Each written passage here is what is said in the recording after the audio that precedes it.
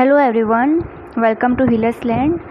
Friends, पिछले दिनों मैंने वीडियो बनाया था कि एनर्जी कॉर्ड्स बनते कैसे हैं और अगर ये कॉर्ड्स किसी नार्सिसिस्टिक लोगों से जुड़ जाएं तो पूरी लाइफ हेल जैसी हो जाती। तो आज का वीडियो इसी पर है कि नार्क्स को कैसे पहचाना जाए और इनसे बचा जाए, यानी कैसे पता चलेगा कि आप किसी नार्क के साथ रिलेशन में है, नार्सिसिस्टिक पर्सन के साथ एक रिश्ते में हैं। तो ऐसे लोग जो होते हैं वो सेल्फ सेंटर्ड होते हैं, मतलब उनकी एक अपनी ही फेयरी वर्ल्ड में वो रहना पसंद करते हैं, यानी उनमें एक सुपीरियरिटी की फीलिंग बहुत होती है। खुद को इस तरह से पेश करते हैं कि इनसे कभी गलती हो ही नहीं सकती, महान समझते हैं खुद को। खुद की गलतियाँ भी दूसरों को ये थोपेंगे। किसी इंसान को अपने आगे कुछ समझेंगे ही नहीं, मतलब नीचा ही समझेंगे, ओछा समझेंगे सामने वाले व्यक्ति को।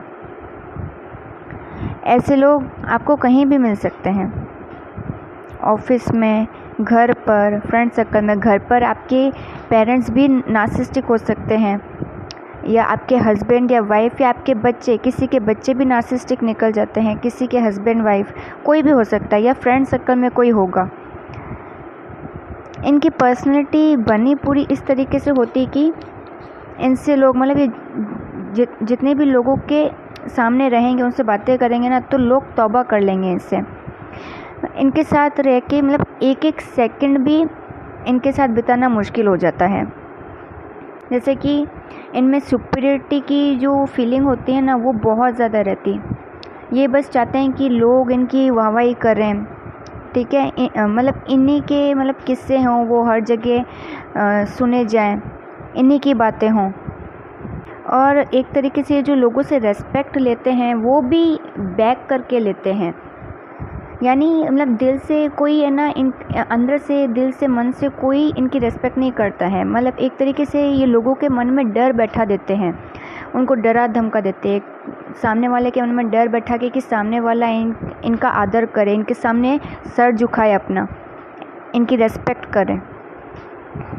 और अगर ऐसे लोग गलती कर भी लेंगे, इनको रियलाइज़ हो भी गया कि इनसे भूल हुई है, तो भी माफ़ी मांगना ज़रूरी नहीं समझेंगे, क्योंकि बहुत अहम भाव इनमें जो ईगो होता है ना, वो बहुत एक्सट्रीम में रहता है, बहुत अहम इन पे हावी रहता है। अहंकार जो होता है इनमें, कि झुकना तो इनको बिल्कुल पसंद होता ही नहीं है, कि क्यों झुकें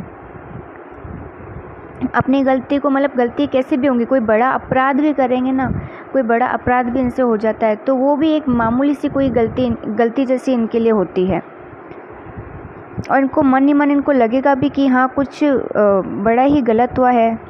इनके अंदर गिल्ट भी होगा, गिल्ट में जी भी लेंगे, अंदर से बहुत ग्लानि भी होगी इनको, पर उसको बाहर जताएंगे नहीं, उसको अंदर सप्रेस कर लेंगे, पर माफ़ी नहीं मांगेंगे अपने। और ऐसे लोग, मतलब इनके जो विचार होते हैं, ठीक ना, अपने विचारों को ये फैक्ट मानते हैं, सत्य मान लेते हैं।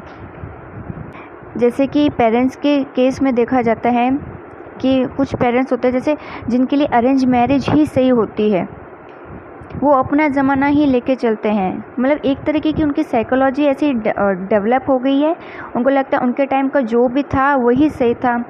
और आज की जो ये न्यू जनरेशन है, जो भी चल रहा है, ठीक है, कि अरेंज मैरिज को ही सही बोलेंगे, तो वो इनके लिए पत्थर की लकीर की तरह होगी। लव मैरिज को ये हर वक्त बुरा ही दिखते हैं, क्योंकि उस एक डिसीजन में जो एक फ़ैसला होता है, उसमें ये अपनी चला नहीं सकते। इनको पता है कि हम इंटरफेयर नहीं कर सकते, कि अगर इनके जो बच्चे हैं, ठीक है ना, अगर वो किसी को पसंद कर लेते हैं तो वो उस मैटर में, उस डिसीजन में इन्वॉल्व नहीं हो सकते, इंटरफेयर नहीं कर सकते हैं। एक तरीके से इनमें अहम की भावना बहुत आ जाती है, ईगो आ जाता है कि हम बड़े हैं, बड़े बुजुर्गों के रहते हैं, कैसे बच्चों की हिम्मत हो गई कि उन्होंने अपने लिए किसी को पसंद कर भी लिया, हमसे पूछना भी ज़रूरी नहीं समझा, हमें बताना भी ज़रूरी नहीं समझा। तो बहुत इनकी ईगो को चोट लगती है गहरी। और ये उस टाइप वाले लोग हैं कि मैं जो कहूँ वही सही भी है और वही होना भी चाहिए, ये अपनी ही इनको चलानी होती है।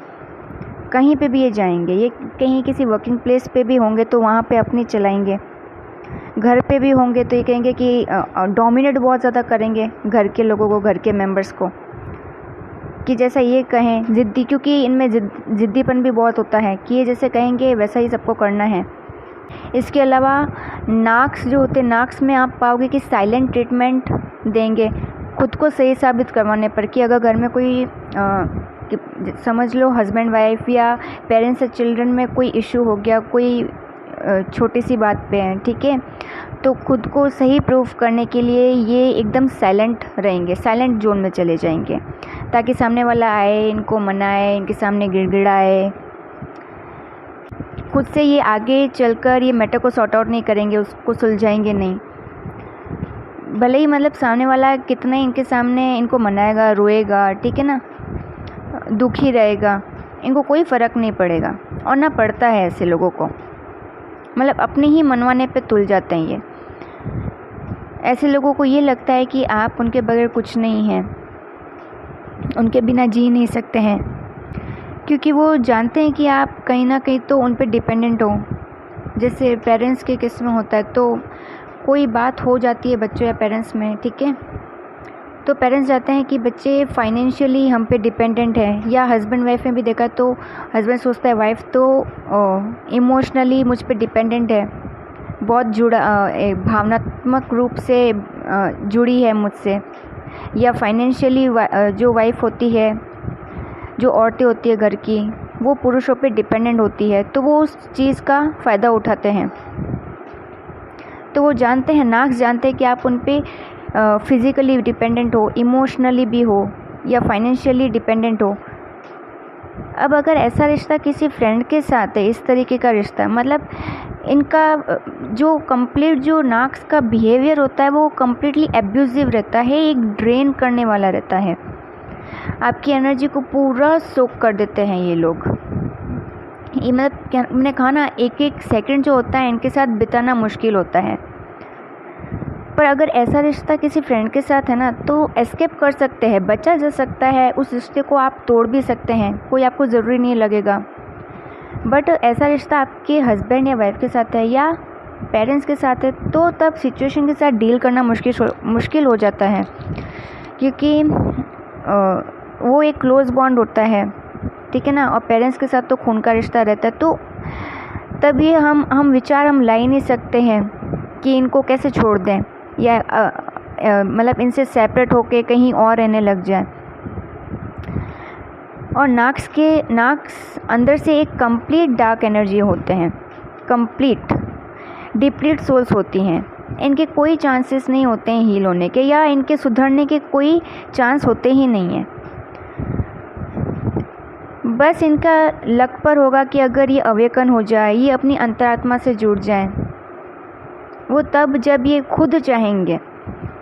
ऐसे लोगों का उद्धार मर के ही होता है, जैसे कंस का, दुर्योधन का या रावण का, इनकी अवेकनिंग नहीं हुई थी, बस इनकी डेस्टिनी में इनकी जो कामिक साइकिल थी, या इनके जो बुरे कर्म थे, ये जो लगातार बुरे कर्म किए जा रहे थे, तो इनकी कामिक साइकिल अवतारों के हाथों मरकर ही ख़त्म होनी थी।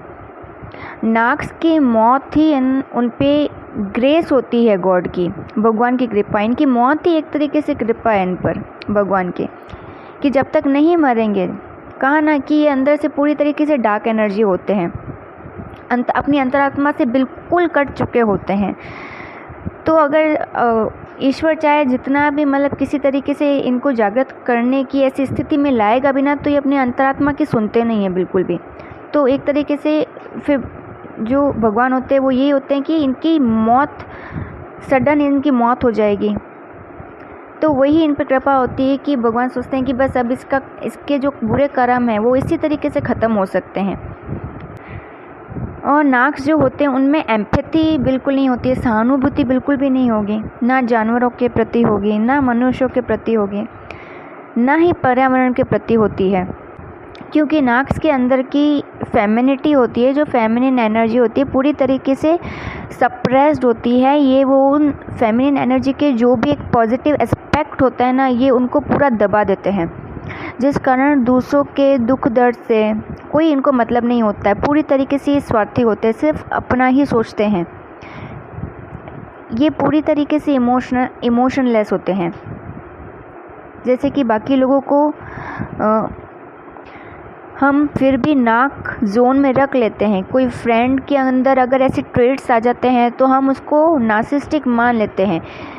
अक्सर रिलेशनशिप में लोग ड्रेन इसी वजह से होते हैं, यानी इसी तरीके से उनकी एनर्जी क्या होती है, डिप्लीट होती रहती है। यानी वो डिप्रेशन में, स्ट्रेस में लगातार बने रहते हैं। क्योंकि जो स्ट्रेंजर्स होंगे ना, अगर कोई स्ट्रेंजर के साथ वो है किसी तरीके से कांटेक्ट में या किसी तरीके से इंटरेक्शन है, ठीक है, फ्रेंड सर्कल में कोई होगा, तो वो उसके अंदर जो ट्रेट्स ऐसे दिखेंगे ना टॉक्सिक वाले, तो उनको फिर भी वो नाक जोन में रख लेते हैं। पर पेरेंट्स भी किसी के लिए नाक्स होते हैं, और समाज आज भी इस बात को एक्सेप्ट करना नहीं चाहता। क्योंकि समाज में माता पिता को भगवान की छवि से देखा जाता है, दर्जा दिया गया है, तो समाज ये बात हजम नहीं कर पाता है। उनसे बर्दाश्त नहीं होती है कि पेरेंट्स को नाक्स कैसे मान लिया जाए, नार्सिसिस्टिक कैसे मान लिया जाए। अब पेरेंट्स में नार्सिज्म ट्रेट्स इस तरह से होते हैं कि वो अपने बच्चों की कोई सलाह सुनना पसंद नहीं करेंगे। एक साइकोलॉजी होती है उनकी कि हम बड़े हैं, हमने दुनिया देखी है। एक तो नाक्स जो पेरेंट्स होते हैं, नाक पेरेंट्स होते हैं, वो अपने ज़माने में ही रहते हैं कि हमारे ज़माने में ऐसा था वैसा था। भले उनके ज़माने में और भी खूब पता चली होंगी, बहुत बुरे नियम रहे होंगे। वो खुद भी अपने पेरेंट्स के जो एक कहते हैं ना, इन नार्सिसिस्टिक ट्रेट्स से परेशान रहे होंगे, उनके पेरेंट्स के भी रहे होंगे। पर क्या है, वो धीरे धीरे करके उन्होंने उसको एक्सेप्ट कर लिया होगा और वो ट्रेट्स अब इनमें आ गए। तो अगर अपने ही जनरेशन की कोई बात इनको बुरी लगी भी होगी ना, तब भी वो उसको सही बताएंगे, अपने बच्चों पर अपने फैसले थोपेंगे। क्योंकि इनके पेरेंट्स ने भी थोपे होंगे इन पर, तो इन्होंने एक्सेप्ट कर लिया कि जिसको पसंद करोगे। इस तरीके से इनके ट्रेट्स होते हैं कि जिसको पसंद करोगे उसी से शादी करनी होगी, कि अगर जिसको पसंद करेंगे, ठीक है ना, अपने बच्चे के लिए, तो बच्चे को उसी से शादी करनी है। मतलब जैसा हम चाहें वैसा ही हमारे बच्चे करें। मतलब उनको ज़रूरी नहीं लगता कि बच्चे की राय, उसके मन की बातों को समझने की भी कोशिश करें। इसलिए आज की जो फैमिलीज़ हैं इतनी डिसफंक्शनल होती जा रही हैं। पेरेंट्स बच्चों को वक्त नहीं दे रहे हैं। मतलब नार्सिसिस्टिक का एक और ट्रेट आपको मिल जाएगा, वो अपने रिलेशन होंगे ना, जैसे कि हस्बैंड वाइफ को टाइम नहीं दे रहा है, वाइफ हस्बैंड को नहीं दे रही है, या पेरेंट्स जो होते हैं वो अपने बच्चों को नहीं दे रहे हैं, या बच्चे होंगे वो पेरेंट्स को वक्त नहीं दे रहे हैं, वो टाइम स्पेंड नहीं करते हैं। वो बाहर रहना पसंद करते हैं, दूसरों के साथ उनका रिलेशन, बाहर के लोगों के साथ रिलेशन में रहना उनको ज़्यादा पसंद आता है। तो आजकल इसी वजह से जो फैमिलीज़ है डिसफंक्शनल होती जा रही है। बच्चे भी किसी गलत रास्ते पर ही चल रहे हैं। और पेरेंट्स में होता है नाक्स पेरेंट्स जो होंगे तो बच्चों को डर में रखते हैं। ऐसा आप किसी घर में माहौल देखोगे कि कुछ बच्चे ऐसे होंगे, हर वक्त ही वो अपने पेरेंट्स से डरे से रह रहे हैं। वो हंस खेल के बात ही नहीं कर पा रहे हैं अपने पेरेंट्स से। टोटली ये भी कहीं भी हो सकता है कि इनका बिहेवियर एब्यूसिव ही रहता है कुल मिला के, और ये बस दूसरों की एनर्जीज को सोक करते हैं। एक तरीके से है ना, कोई किसी भी व्यक्ति के साथ इनका रिलेशन होगा ना तो उसको डर में रखेंगे, उस पर डोमिनेट होंगे। पूरी लाइफ एक तरीके से खिलौना होता है ना, जिसकी चाबी को वो घुमाता है तो उस खिलौने को उसी तरफ घूमना पड़ता है। तो ये बस सामने वाला कोई भी व्यक्ति होगा ना, ये पेरेंट्स होंगे तो वो भी बच्चों को इसी तरीके से ट्रीट करेंगे। हस्बैंड होगा तो वो ऐसा वाइफ को ट्रीट करेगा, या वाइफ ऐसा करेगी, ठीक है, कि खिलौने की तरह ले रखा है कि चाबी जिस तरफ घुमाई तो सामने वाला व्यक्ति वही करे। पूरी तरीके से कंट्रोल कर लेंगे उसकी लाइफ को। एग्रेशन बहुत रहता है बड़ा, इनका जब गुस्सा आएगा इनको, ठीक है ना, इनकी कोई अगर नहीं सुन रहा है ना, इनकी कोई बात नहीं मान रहा है तो इनका गुस्सा बहुत हावी रहेगा। इमोशनली ऐसे लोग अनअवेलेबल होते हैं। इनके साथ जो ये रिश्ते जो ऐसे होता है ना, एक एम्पैथ के बीच में रिश्ता होता है या एक नाक्स के बीच में रिश्ता होता है, तो ऐसे रिश्ते नासूर बन जाते हैं। अब ऐसे लोगों से आप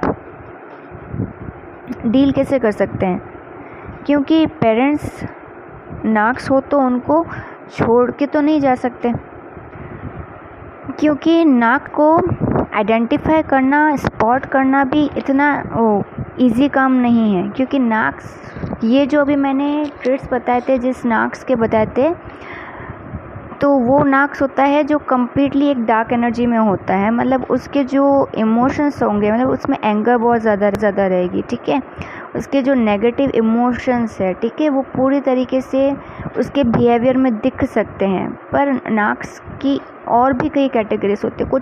कुछ नाक्स बहुत स्वीट होते हैं, मतलब बाहर से वो खुद को बहुत अच्छा दिखाते हैं, ठीक है, बट अंदर से मतलब एकदम जहरीले सांप की तरह होते हैं। या कुछ नाक्स ऐसे होंगे जो मिक्सअप होते हैं, ठीक है, जिनमें ये दोनों मतलब अच्छे वाले इमोशंस भी होंगे, उनके बुरे वाले इमोशंस भी होंगे, तो आइडेंटिफाई करना मुश्किल हो जाता है। तो आज के वीडियो में जो दूसरी कैटेगरी के जो नाक्स है, उस पर भी मैं आगे वीडियो लाऊंगी, और नाक्स के साथ डील कैसे किया जाता है उस पर मैं नेक्स्ट वीडियो में बताऊंगी उस बारे में। आज की वीडियो में बस मुझे इतना ही क्लियर करना था कि अगर आप ऐसे किसी भी नाक के साथ रिलेशन में हैं तो आपको खुद को प्रोटेक्ट करना बहुत ज़रूरी है, क्योंकि हर एक व्यक्ति की अपनी ही सोल जर्नी होती है। आप ऐसे, क्योंकि सिर्फ एक कर्म बंधन की वजह से, सिर्फ एक कार्मिक साइकिल की वजह से आप इनके साथ आए हो, सिर्फ आपका इनके साथ एक तरीके से कर्मा जुड़ा है, तो आप इनके साथ अभी रिलेशन में हो। पर इसका मतलब ये नहीं है कि आप इनके जो ट्रेड्स हैं, ठीक है, इनका जो बिहेवियर है नार्सिसिस्टिक, आप उनको टॉलरेट करते रहो, क्योंकि आपकी हर एक व्यक्ति की अपनी सोल जर्नी होती है। तो आपकी अपनी सोल जर्नी को, खुद को इवॉल्व करने के लिए, अगर आप खुद को एसेंड करना चाहते हो, मतलब आप चाहते हो कि आपकी स्पिरिट इवॉल्व हो, आगे बढ़े, प्रगति करे, एक आध्यात्म रूप से प्रगति करे, तो आपको आपका ऐसे लोगों के साथ डिटैचमेंट में रहना बहुत ज़रूरी है। सो आज तो मुझे आज सिर्फ यही क्लियर करना था कि आप पहचान कैसे सकते हैं। जल्दी ही मैं बताऊंगी कि कैसे ऐसे लोगों के साथ डील कर सकते हैं। सो फ्रेंड्स, आज का वीडियो यहीं तक। Goodbye, god bless you.